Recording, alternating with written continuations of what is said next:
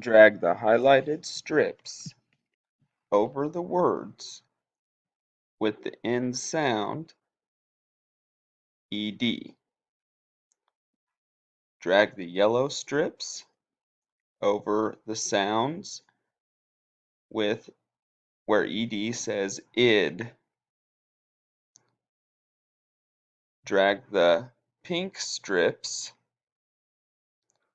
over the end sound d,